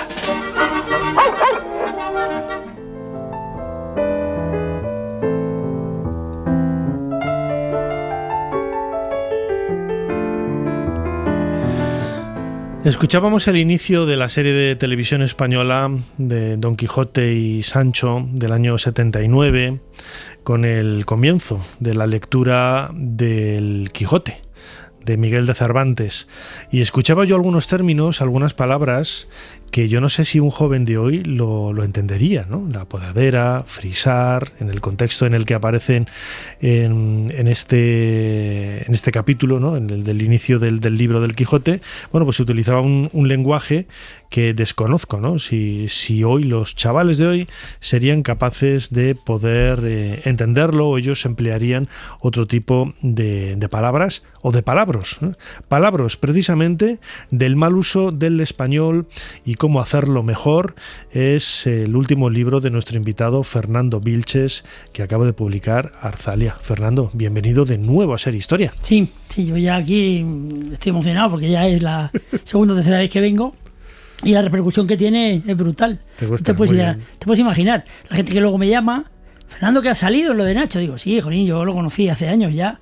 Y somos viejos amigos y bueno, pues es un programa bonito. En Egipto nos interesante, conocimos. Claro, nos conocimos en Egipto en el año de la pandemia. Sí. Un poquito antes fuimos en septiembre y cerraron todo en marzo del año siguiente. Sí. Y ahí te conocimos mi mujer y yo. Y a los Egiptolocos, tú, a Javier Sierra, a Jean-Paul Boval, bueno, fue una maravilla. Sí, fue un viaje extraordinario. Un viaje irrepetible. Oye, ¿tú crees que un chaval de hoy entendería el lenguaje del Quijote? No, yo creo que no. Pero bueno, ni el del Quijote ni el de novelas, yo qué sé, modernas. O sea, no solo de los clásicos, ¿no? Si te vas a autores nuevos, no nuevos, vamos, sino autores modernos, pues yo creo que cogen a Eslava Galán o a Javier Sierra o a Eduardo Mendoza, pues tendrían dificultades. Pero es porque lo de siempre, uno, que es el époco, y dos, que el diccionario parece como una especie de libro arcaico que está ahí, ya en ninguna casa ya, porque ya no hace falta el soporte de papel, lo tenemos los viejos del lugar, pero el móvil, que no sirve para muchas cosas, más que para dar guerra, pues podía llevar la gente el diccionario, el DLE, que es una app gratis de la academia, y ahí consultar cada vez que tengan algún problema. O sea, que eso sería estupendo, pero ni se consulta el diccionario ni se lee, pues no se entenderían muchas palabras. Cada neologismo es producto también de un momento histórico. Santiago Alcoba, un catedrático, ya estará jubilado, claro, de la Universidad de Barcelona, el catedrático de lengua española, pues decía que el neologismo de hoy es el vocablo de mañana. Y es verdad. Entonces, ¿pero quiénes son los que crean ese neologismo? Pues yo creo que lo crean los poetas, los literatos, los autores, vosotros los historiadores. Se pueden crear muchísimas palabras. Vosotros, normalmente un historiador lo hace con un neologismo entre el griego y el latín, que son muy bonitas, y luego acaban siendo palabras, ¿no? Entonces yo creo que los neologismos no dañan nada, al revés, enriquecer la lengua sin problema ninguno. Pero hoy quizás se excede el uso de neologismos. Se exceden los que vienen de esos anglicismos. Claro. Pero es que, claro, a ver, Nacho, nuestros chavales han nacido con dos cosas. Uno, con un móvil bajo el brazo o una tableta de estas modernas, ¿no? Y dos, estudiando inglés en los colegios. O sea, yo a los alumnos míos les contaba siempre el chiste del rockero, ¿no? El que está probando el sonido y dice 1, 2, 3 en un perfecto inglés, y luego dice me se oye, me se siente. Entonces, oiga, hay que empezar a aprender el idioma propio. ¿Por qué? Porque luego viene mucha diglosia. Es decir, que si vas a trabajar en un ambiente inglés, te vas a ir a vivir a Inglaterra o a Estados Unidos, fenomenal que el peso de tu idioma esté en el inglés. Pero si vas a trabajar en el mundo hispanoamericano, o sea, las gringadas, como dicen ellos, están hartos de gringadas, o sea, de palabras. Tampoco lo empobrecen, porque cada año, Nacho, la academia incorpora 4.000 palabras, más o menos, o 3.000, muchas de ellas vienen de la informática, y otras muchas vienen de las cosas, del lenguaje de los chicos.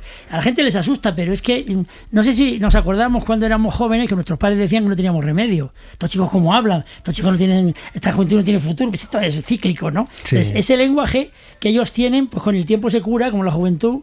Y claro, ya si va un tío a trabajar y dice, este es mi tronco, ya, pues entonces le miran mal. Entonces, claro, estas son cosas de la historia de la humanidad, que es decir, que tú quieres matar al padre cuando eres joven porque te parece que tú eres la leche. O sea, ¿qué sabes? A mí me lo dijo mi hija con 11 años. Papá, ¿pero tú qué sabes de la vida? Y dije, hija, para eso te traje a ti, para que tú me enseñaras, ¿no? Entonces yo creo que esto tiene más, que son ciclos donde el lenguaje, que es al igual que la moda del vestido y tal, pues va cambiando. Si nos fijamos en la moda de los años 60, aquello cuando empezaron los Beatles, los melenudos, esa melena es lo que hay es que no es nada de melena, se llama que los melenudos, ¿no? El idioma le pasa igual, tiene modas. Las modas ahora son los estiramientos. Nos gusta el palabra largo. Digo el palabra porque es un palabra, ¿no? Entonces, si yo hoy que he quedado contigo digo que he llegado tarde por culpa de la climatología, pues tengo un nivel A. La climatología es una ciencia que estudia el clima durante 30 años, que es narices, y ya si te digo que la climatología me ha sido adversa, ya soy la bomba, ¿no? Entonces, oiga, y gustan esas palabras, ¿no? O sea, hoy exceso es una palabra casi vulgar. Lo que gusta es el sobredimensionamiento. Mira qué palabra, ¿eh? Si ¿tú cómo estás hoy, Nacho? Estoy sobredimensionado por el trabajo que tengo. Y bueno, este tío es un nivel A, ¿no? Entonces, todas estas cosas son pasajeras también, ¿no? Entonces, la lengua, al igual que la ropa, al igual que muchos estilos artísticos, pues son pasajeros. Juan Hurtado, nuestro técnico, un chaval muy, muy joven que está hoy a los mandos de esta máquina del tiempo, pensaba en él, ¿no? Cuando luego le preguntaré si conoce qué es la podadera, qué es frisar. Dice, niega con la cabeza. Yo creo que es de otra época y nos estará viendo a los dos, de estos dos viejunos aquí hablando de esto de la lengua. Yo, tú no, Nacho. Bueno, yo para mi hija ya soy, 56. No soy carroza. Pues la carroza se mueve, yo soy retablo. que está ahí quieto, no, ya ni me muevo, ¿no? Pero tú todavía eres joven, gracias a Dios. Pero bueno, en la introducción del libro hablas de Gorgias, ya en el siglo V a.C., y el poder de la palabra. Ya en aquella época, hace 2500 años, se daba importancia, ¿no?, al poder de la palabra. Siempre yo creo que se ha dado importancia en el clásico, o sea, en los clásicos griegos y latinos. Luego, fíjate, llega el cristianismo y dice una cosa muy sencillita. En principio era adverbum. O sea, el principio era la palabra. O sea, que Dios es palabra, ¿no? Para ellos, para los que creemos en Dios y bicarbonato, pues pensamos efectivamente... ¿Sabes que eso viene del dios Ptah de claro, Memphis, que creaba con la palabra? A mí me descubristeis vosotros en Egipto, tanto tú como Javier, como San Paul Bobal, que todo lo que tenemos hoy en el mundo viene de Egipto, todo, absolutamente todo. Desde eso, nuestra religión lo mismo, ¿no? Sí. Ellos tienen una trinidad, nosotros tenemos otra, pero que son evoluciones también, ¿no? Entonces, claro que la palabra es importante siempre para todo. Alguna palabra ha llevado a alguien a la muerte y le ha llevado a la vida. Hay una anécdota de una coma que salvó una vida, que a Carlos V le manda a la Inquisición una sentencia, dice, perdón imposible, coma, que cumpla la sentencia, que era muerte, y el rey leyó aquello, le pareció que la Inquisición le exageraba, y la coma la cambió de sitio y puso, perdón, coma, imposible, cumpla la sentencia. Esto es histórico, ¿eh? Y le salvaron la vida. Pues entonces el rey tenía poder, ¿no? Entonces yo creo que el lenguaje es fundamental. A mis alumnos se lo decía, antes de jubilarme de la universidad, les decía eso, que la palabra es todo, es para enamorar, una palabra bonita, es para compartir una sensación hermosa o una tristeza, es que lo es todo. O sea que manejar un poquito el lenguaje con soltura lo que te da es unas buenas relaciones con las personas. Y eso, bueno, todo el mundo cita, como Ortega es el hombre más citado de España, probablemente el menos leído, pero ahora está de moda Wittgenstein, que dice que los límites de mi pensamiento, los límites de mi palabra, el pensamiento a la palabra. Bueno, pues muy bien, pero es verdad y cierto que cuando uno enriquece su vocabulario, enriquece su mundo, ¿no? Entonces la palabra es absolutamente importante, siempre. ¿Ha habido en algún otro momento de la historia, me viene ahora la pregunta, algún momento de crisis como el de ahora, que decimos, joder, los palabras que están utilizando, o siempre ha sido algo cíclico, que nuestros padres nos decían en el colegio no estudiáis ahora nada? Bueno, yo lo recuerdo perfectamente, y al final hemos salido todos pues más o menos como salimos, ¿no? Nos hemos buscado la vida, ¿no?, de alguna forma. Pero ¿ha habido algún otro momento en la historia, hablando del castellano, hablando del español, que podemos decir, pues algo parecido con la inclusión tan enorme, casi intromisión de palabras del extranjero, sobre todo del inglés, del francés? Claro, si nos vamos a la historia, en el siglo XVI y XVII, Nacho, los siglos de oro, nosotros éramos exportadores de palabras. Nosotros teníamos un imperio donde no se ponía el sol, y la lengua, como decía Nebrija, es compañera del imperio. O sea, tú conquistas nuevos territorios y hay dos cosas que el conquistador deja siempre en un territorio conquistado, que es la religión y la lengua. Entonces, obviamente, el 16 y 17 era el español el que exportaba. Llega el 18 y es Francia. Es el lenguaje de la elegancia, de la diplomacia, es el francés. Está Luis XIV, que es entonces el rey Sol, el Roi Soleil, que es el que en el mundo me impone. Pero es que llega luego el 19 y el 20 y un pueblo que es el inglés, que no voy a decir lo que pienso para que no te pongan en brete en tu programa, son los grandes piratas de la historia, pues cogen una fuerza tremenda al conquistar Estados Unidos, la parte del norte de América, que los españoles se la dejamos primero a los franceses y luego se la quitan los ingleses. Esa fuerza que tiene el Estado, los nuevos Estados Unidos, más la potencia de Inglaterra como conquistadora de la India y de muchas partes del mundo, hace que la lengua franca, en el 17 es el español, en el 18 el francés, que la lengua franca del 19 y del 20 sea el inglés, y hoy día, como seguimos en la misma tónica, pues sigue siendo igual. Pero sin embargo nosotros en el siglo XIX, como a principios del XX, exportamos palabras. Hay dos palabras fundamentales del español exportadas al mundo entero. Liberal, y son muy bonitas, liberal y siesta. Siesta. Dos cosas más interesantes, imposible. O sea, liberal se pronuncia con el tono francés, inglés, chino, lo que tú quieras, se pronuncia exactamente igual, liberal. Entonces, y luego la siesta, que es el gran invento para los países con calor, ¿va? Y sin calor. Entonces, luego hay varias siestas que hemos inventado los jubilados, que es la siesta del cordero, que eso en Murcia se lleva mucho, que claro, a las 12 de la mañana hace una calor que te mueres y entonces dices, ¿qué hago yo? Pues me siento a leer, que es lo que hago yo en el sillón todas las mañanas, como mi mujer todavía trabaja porque nació más tarde, pues yo me siento en el sillón y nada, me soplo, o sea, me pliego todos mis sentidos. O sea, son palabras preciosas. Pero ahora fíjate, pues Silicon Valley, la fuerza de Estados Unidos, la potencia de... estamos hablando en una Unión Europea donde ningún país tiene la lengua inglesa como materna. Sí. Desde que se fue a Inglaterra. No, y además la llegada de términos en la actualidad al castellano por parte del inglés es un inglés comercial, de marketing, sí. Ya el propio término ya te lo está diciendo, de mercadeo, que nada, yo por ejemplo tengo muchos problemas y broncas, ¿no?, con compañeros bonitas y divertidas, ¿no?, con los compañeros de Madrid Artes Digitales, que es una empresa ubicada en Madrid con la que hacemos exposiciones inmersivas, pero es internacional, ¿no?, y hay gente de Holanda, hay gente de Reino Unido, hay gente de muchos sitios, ¿no?, pero incluso los españoles, que si el venue, ¿qué coño el venue? Será el recinto, el lugar donde tú haces la exposición, ¿qué coño venue? O sea, a mí eso me crispa, ¿no? Y términos, haz un brief de perdona, será un resumen, ¿no? Algo así, ¿no? O sea, términos que nosotros hemos utilizado siempre, pero ahora parece que está de moda, ¿no? Es muy snob, también utilizando el otro término, incluir estos... Fíjate que ahora las tarjetas de los MBA, o sea, la gente que tiene un nivel, no tú y yo, que somos gente de estudios naturales y de mucho libro. La gente que hace un MBA, que eso es la leche, para que lo sabe todo el mundo, pero que no lo sepa, es un Master Business Administration, pero claro, MBA queda muy chulo, pues a la tarjeta la ponen por un lado en español, director comercial, pero por el otro ponen el art director, no sé cuánto, y dices tú, madre mía del amor hermoso, qué barbaridad, ¿de dónde hemos llegado? A los alumnos yo se lo decía, señor Bill, ¿se ha puesto usted los apuntes en el aula virtual? Sí. ¿Ha puesto usted un PowerPoint? Digo, ¿eso qué es lo que es? Pues un PowerPoint, señor Bill, esto no lo sabe. Digo, no, yo para mí, en mis tiempos el password era un whisky, era una botella verde preciosa y era un whisky para beber. Digo, no he puesto eso, como no sé lo que dice, pues una contraseña. Digo, anda, que si te sabes la palabra, tío, o sea, qué bien. Contraseña, mira qué bonita es. Pero ahora ha puesto usted un link. Digo, que no, joder, que yo soy un tío normal. Voy a poner un link. Yo pongo un link y mi abuelo se revuelve en la tumba, que era médico. Entonces, no, he puesto un enlace. Anda, claro, eso lo entiendo. Y entonces ahí lo que tú lo has dicho son neologismos innecesarios. Y esos son los palabras. Eso lo llamamos los lingüistas barbarismos, que se incorporan tal cual, sí, y ni siquiera reciben el baño fonético de nuestro idioma. Eso lo dice muy bien Alex Grigelmo, uno de los pocos periodistas que conozco yo culto, que no son muchos. Entonces, Alex dice siempre eso, que no clonemos, traduzcamos. Es decir, ¿qué es un vuelo doméstico?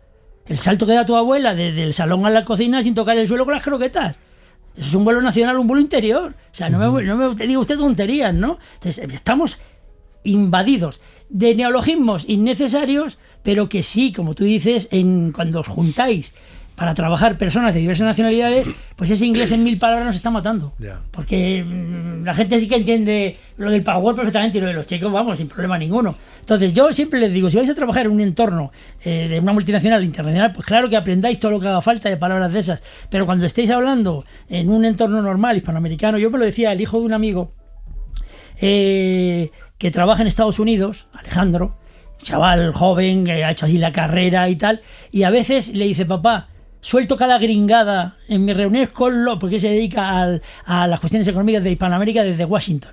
Y de gringadas que me avergüenzo, porque yo soy español y tengo un idioma español asentado en mi... Pero está en esa inversión tan tremenda y le llaman gringadas a meter esas palabras que decías tú de... Bueno, pero ¿qué le vamos a hacer?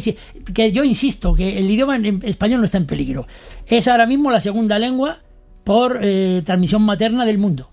La primera es el chino mandarín y la segunda es la nuestra, porque el hindi tiene muchísimas variantes en India y no es un idioma común.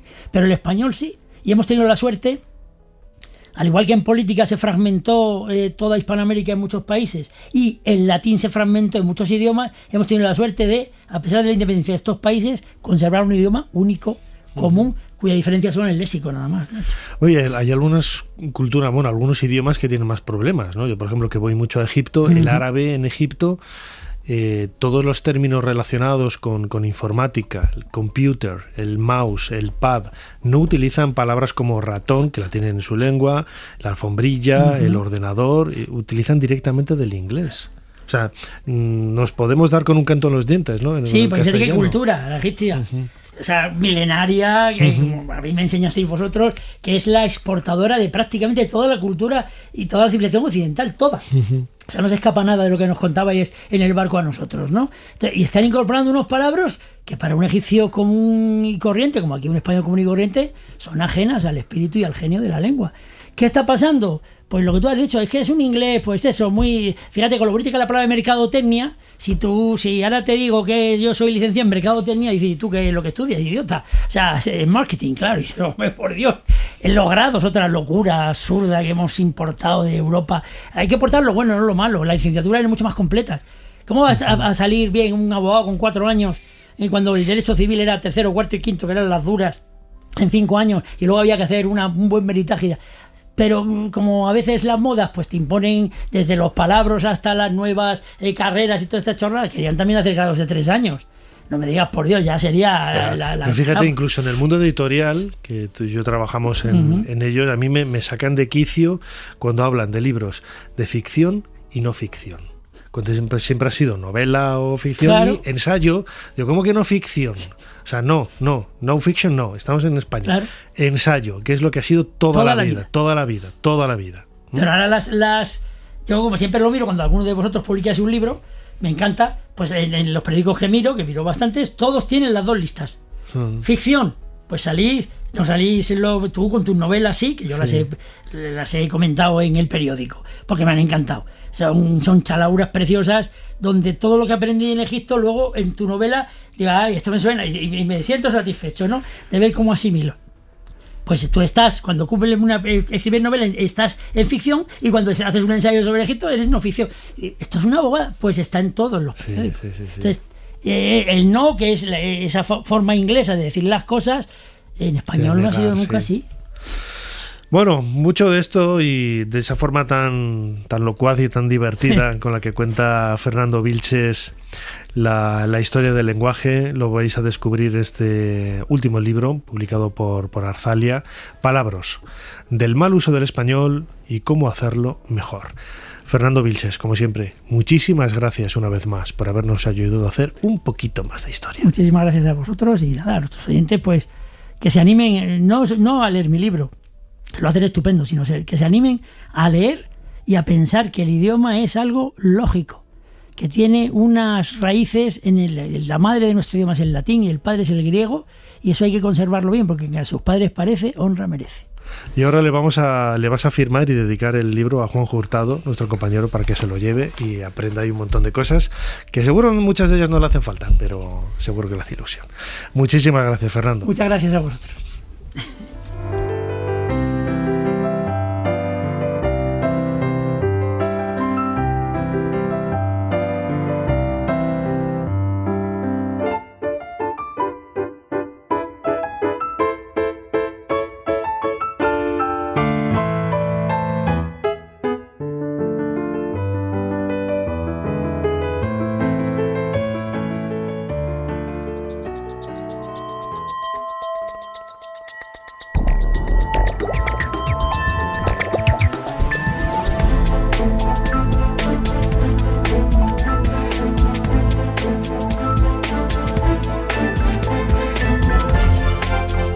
Llegamos al final de este nuevo programa, el 915 ya de Ser Historia. Como siempre, lo podéis escuchar a través de los podcasts de la cadena SER, de SER Podcast, o también a través de cualquier otro agregador de audio. Fermín Agustí ha estado en la producción, Ana Caballero controlando las redes sociales y echando una mano en la producción, Chumi Rodríguez manejando todos los mandos de esta máquina del tiempo, y delante del micrófono vuestro humilde servidor Nacho Ares. Les dejamos con más cosas aquí en la cadena SER esta noche de la cultura, con libros, literatura, cine, música, un montón de cosas. Hasta la semana que viene.